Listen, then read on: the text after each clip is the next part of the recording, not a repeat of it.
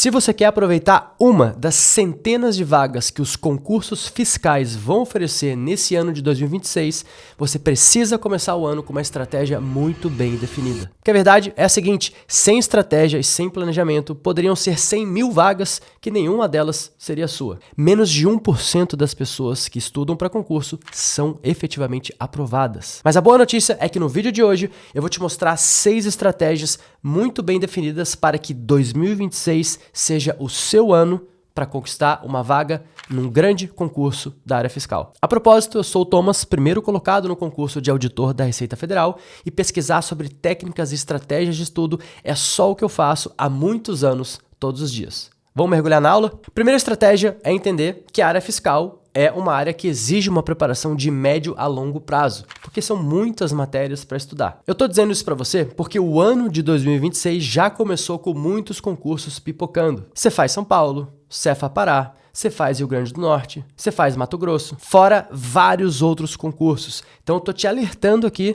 para que você não fique tentado nesse início a desviar o seu foco. Porque realmente, cara, é tentador nesse início da sua trajetória desviar os seus estudos para tantas oportunidades que pagam ali na casa dos 30 mil reais. Mas presta atenção nesta que é uma verdade absoluta no mundo dos concursos. Correr atrás de vários editais não vai fazer você ser aprovado mais rapidamente, muito pelo contrário. Isso só vai fazer você queimar a etapa da preparação, duvidar da própria capacidade, porque você vai ser reprovado muitas vezes, e ficar constantemente reiniciando os estudos. Não faça isso. A área fiscal exige 1, 2 ou até mesmo 3 anos de preparação, a depender da sua carga horária, da sua disponibilidade e da sua organização, disciplina, resiliência e constância. Como tem muitas matérias, você precisa de organização e planejamento. As disciplinas que fazem parte dessa área, cada uma tem um significado diferente na sua preparação. Cada uma tem uma lógica e um momento diferente para você começar a abordar na sua trajetória. E você precisa de organização tanto no que diz respeito às matérias que você vai estudar, mas também em todas as outras áreas da sua vida. Nessa fase da sua vida, você vai descobrir que estudar para concurso é uma prioridade. Não é uma exclusividade, você não precisa abrir mão de viver para estudar para concurso, mas tem que ser, sim, uma grande prioridade na sua vida. Só toma muito cuidado para não embarcar nessa jornada com excesso de empolgação. Muita gente começa estudando uma carga horária muito maior do que realmente é capaz de fazer. Então, a minha sugestão para você é: faça uma estimativa conservadora no que diz respeito à carga horária que você consegue cumprir, e aí se você conseguir cumprir semana após semana, ótimo, aí você vai aos poucos aumentando essa carga horária à medida que você vai se conhecendo ao longo desse processo, porque tudo isso é novidade. Não tem como saber como que você vai se comportar frente a todas essas variáveis antes de começar a jornada. Então entenda isso,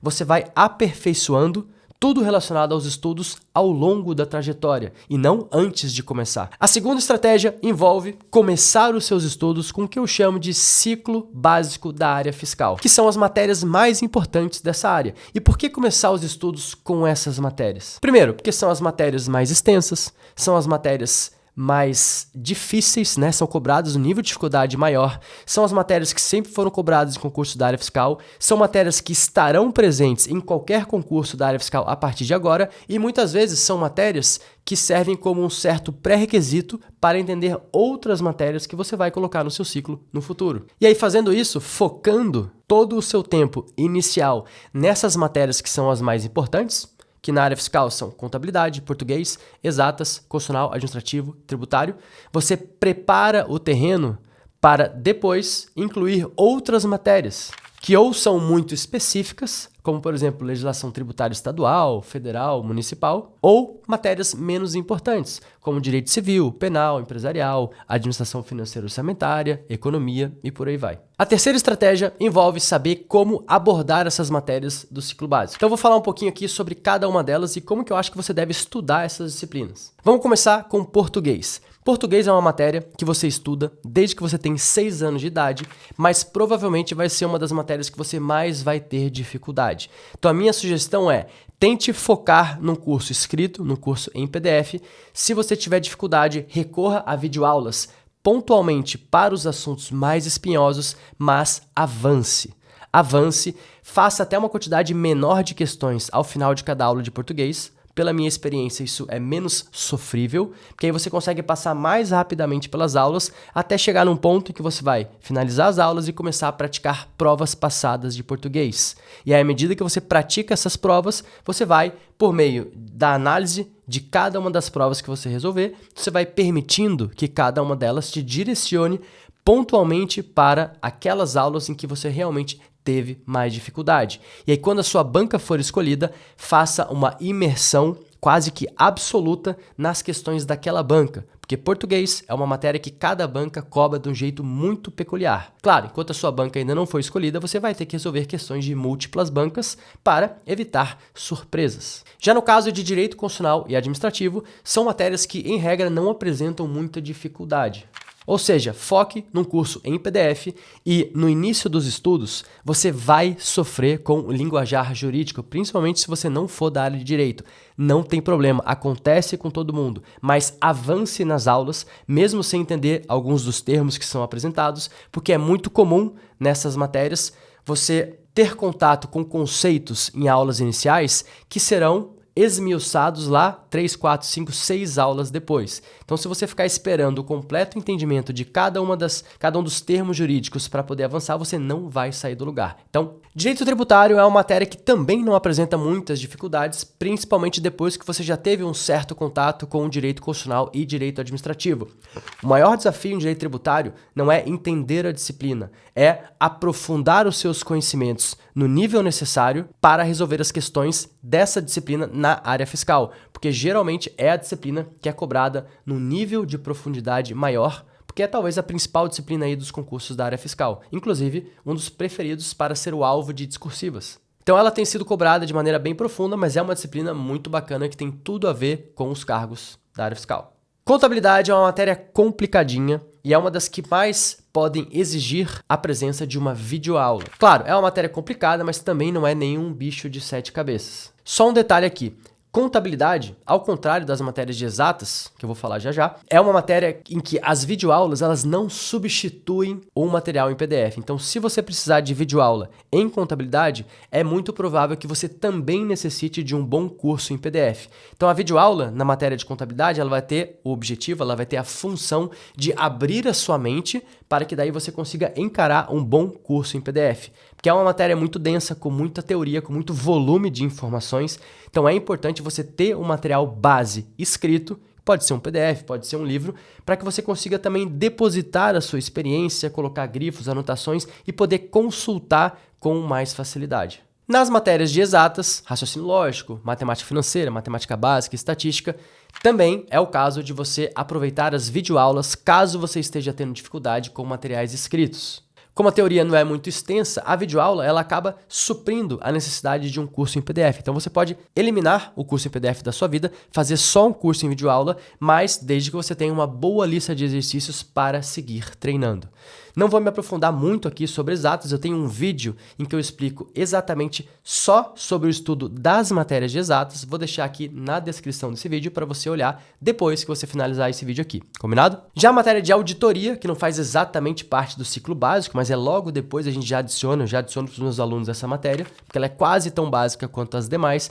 É uma matéria que num primeiro momento assusta, com termos técnicos e mais difíceis, mas à medida que você vai estudando e resolvendo questões, você vai ver que muitas questões são até bem intuitivas de se resolver. Então é uma matéria que geralmente as pessoas vão bem. Então não me preocuparia muito com essa disciplina, estude por um bom curso em PDF. Tecnologia da informação é uma das matérias mais enjoadas de estudar. Ela começou a ser cobrada da forma como ela é cobrada hoje, embora ainda haja variações, lá em 2018, nos concursos do Cefaz Goiás e Cefaz Santa Catarina. E infelizmente é uma prova em que tudo pode acontecer. Uma coisa que é muito comum em tecnologia da informação é acontecer uma prova, ela vir totalmente bizarra e diferente do que todo mundo viu, aí todo mundo vai mal nessa prova, aí depois dessa prova, da análise dessa prova, os professores vão lá e atualizam os seus materiais. Eu já vi isso acontecer pelo menos umas 3 vezes. É uma prova muito bizarra. Podem cair aquelas questões gritantes que todo mundo sabe que vai cair, mas também podem cair aquelas questões mínimas, minúsculas, aquelas que que são citadas nos cursos ali no rodapé, no detalhe do detalhe, às vezes o professor nem cita em aula, porque ele nem imagina que aquilo poderia ser cobrado. E isso ainda acontece porque é uma matéria relativamente nova, embora já faça aí quase 10 anos que ela é cobrada em concurso público, mas ao contrário de matérias como direito constitucional e administrativo, que são cobradas há 40 anos e já tem professores consolidados nessas disciplinas, TI é uma matéria em que muita coisa muda a todo instante, até pela própria natureza da matéria que vai evoluindo muito ao longo do tempo. Portanto, nessa matéria, Tecnologia da Informação, resolva muitas questões e não deixe de fazer um destaque nos seus materiais naquelas questões, naqueles assuntos relacionados a questões que você identificou em maior volume. Porque isso vai te ajudar a identificar assuntos preferidos dessa disciplina de cada aula pelas bancas examinadoras. Priorize materiais em PDF, mas quando ficar inviável, isso pode acontecer em várias aulas, vá para as videoaulas. Aqui vai uma dica sobre TI. Antes de se aventurar nas videoaulas de TI, tenta passar pelas aulas que você está estudando, ao menos uma vez, para finalizar as aulas de todo o curso, mesmo que em algumas aulas você não entenda muito bem o que aconteceu ali. Aqui vale muito aquela ideia que, na verdade, é aplicável para qualquer disciplina, de que a primeira passagem pelas aulas de uma disciplina, o seu primeiro contato com cada uma das aulas dessa matéria, não é para você ter um entendimento completo, é apenas para você ter noções gerais daquela disciplina. Então, depois que você passar por todas as aulas de TI, você vai poder ter uma noção muito melhor do total e de quais aulas você realmente teve mais dificuldade, e aí você pode pegar análises estatísticas para averiguar se aquelas aulas em que você teve dificuldade, se são aulas em que vale realmente a pena gastar tempo para se aprofundar, ou se são aulas que não são muito importantes, você pode, no primeiro momento, encostar para abordar no futuro se der tempo, mas naquele momento você poderia priorizar outras disciplinas. Por exemplo, vamos supor que você fez um curso de Tecnologia da Informação que tem 40 aulas. Aí você fez a aula 1, 2, 3, aí teve umas 15 aulas que você não entendeu quase nada. Depois de avançar nessas 40, você já vai ter entendido bem ali umas 25 aulas, o que é legal. Aí nessas 15 aulas que você não entendeu nada, você vai poder pegar uma análise estatística e averiguar. Pô, dessas 15 aulas aqui, quais realmente vale a pena gastar tempo para entender? Essas 3, 4, 5 aulas quase não são cobradas. Então, de repente, vou eliminar elas e vou focar ali em 10 aulas que eu não entendi, mas que têm uma incidência mais alta e podem me garantir pontos no futuro. Assim, você consegue eliminar algumas aulas nesse primeiro momento.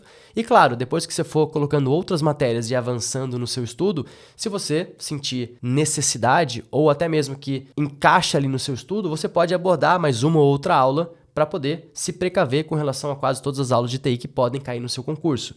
Mas é uma matéria em que provavelmente não vai dar para você estudar tudo muito bem estudado. A quarta estratégia consiste em usar plataformas, aplicativos e ferramentas que a tecnologia nos disponibiliza para favorecer, registrar e controlar os seus estudos. E aqui eu gostaria de falar de 3 coisas em particular. A plataforma que eu uso para controlar, organizar e planejar os estudos dos meus alunos, os sistemas de questões e o tablet como ferramenta de estudo. Você pode usar a plataforma que você quiser, tá? Mas eu tenho usado a plataforma Tutory para os meus alunos do meu acompanhamento mais próximo. A Tutory é a plataforma mais moderna e dinâmica de estudos e ela é constantemente monitorada para aperfeiçoamentos e atualizações. Com essa plataforma, eu consigo montar um planejamento automatizado e inteligente para o aluno, baseado nos assuntos de cada aula do material que ele escolhe para estudar. Eu consigo também personalizar o ritmo e a velocidade de avanço nas disciplinas de acordo com as particularidades do aluno, tudo isso aparecendo para o aluno de forma super organizada e didática dentro de um planejamento diário e semanal muito fácil e intuitivo de manusear. Qualquer mudança que o aluno enfrentar, seja por imprevistos, mudança na carga horária de estudo, seja porque ele viajou e não pôde estudar por 3 dias, com um clique, a plataforma consegue replanejar esses atrasos para ele retomar os estudos na mesma hora.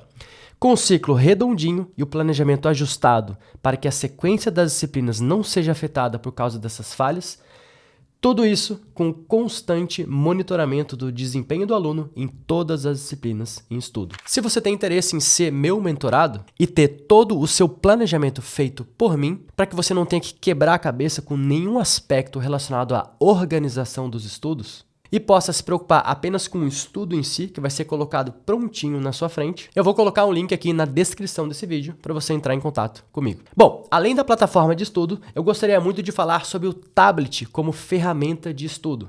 Os tablets são excelentes ferramentas para estudar, porque eles possibilitam as mesmas facilidades do computador no que diz respeito ao armazenamento dos materiais, organização das aulas em pastas e comando de buscas para procurar palavras-chave ali no seu curso em PDF. E ao mesmo tempo em que os tablets dão essa facilidade que o computador também proporciona, eles proporcionam uma interação com o material muito próxima do papel, porque os tablets possuem ali canetinhas que permitem a interação com o material com o próprio punho para fazer anotações, destaques e outras coisas que você desejar. Esse tipo de interação, por si só, tem muitos efeitos benéficos para o aprendizado. Caso você queira se aprofundar nesse assunto, eu vou indicar aqui um livro muito atual sobre a aprendizagem no mundo digital.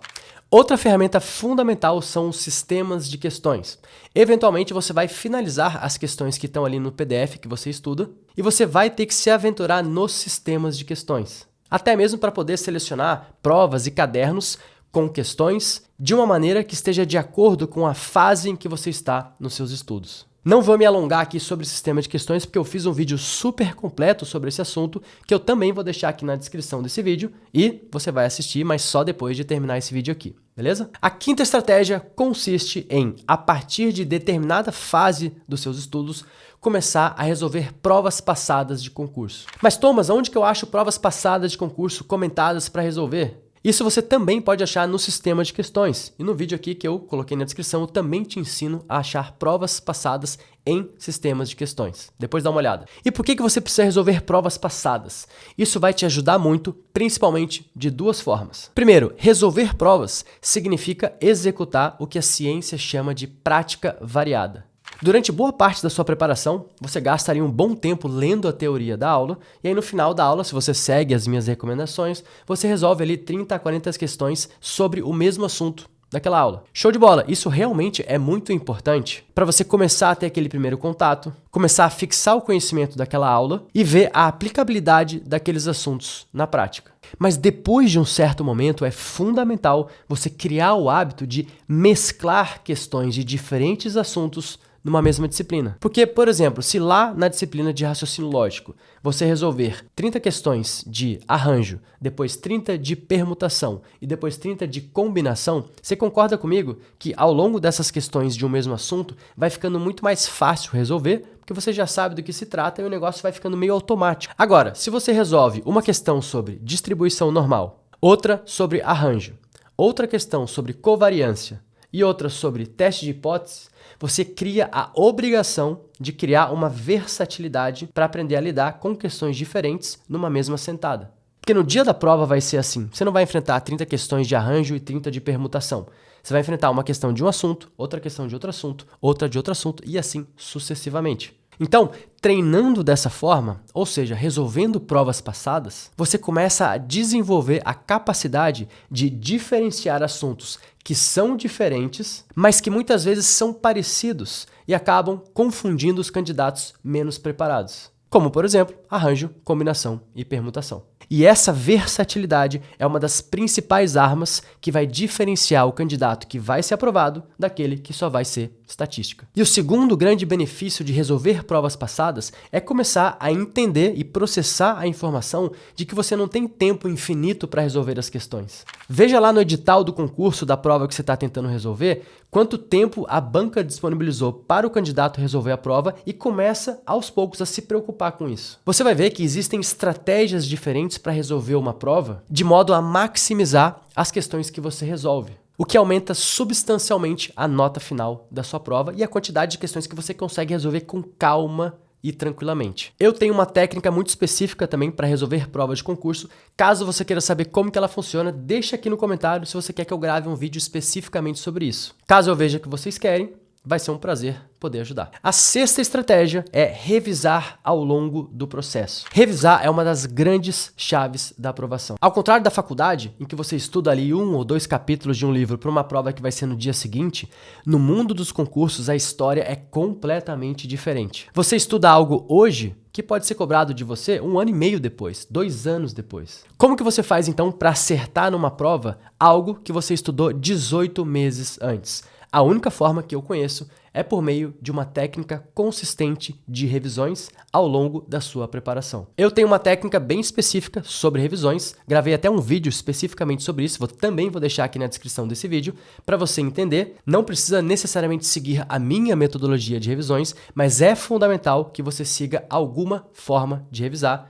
porque é assim que você vai solidificando e fixando o conhecimento ao longo da sua jornada. Eu vou ficando por aqui. Se você acha que esse vídeo te ajudou de alguma forma a entender como se preparar para a área fiscal e aproveitar as diversas oportunidades que esse ano vai oferecer, se você está iniciando agora, talvez você não aproveite as oportunidades no início do ano, mas quem sabe no final do ano, eu peço encarecidamente que você curta esse vídeo e principalmente do fundo do meu coração, que você se inscreva no meu canal para me ajudar a continuar produzindo vídeos para ajudar você a conquistar um futuro melhor para você e para sua família. Muito obrigado, um grande abraço e até o nosso próximo vídeo.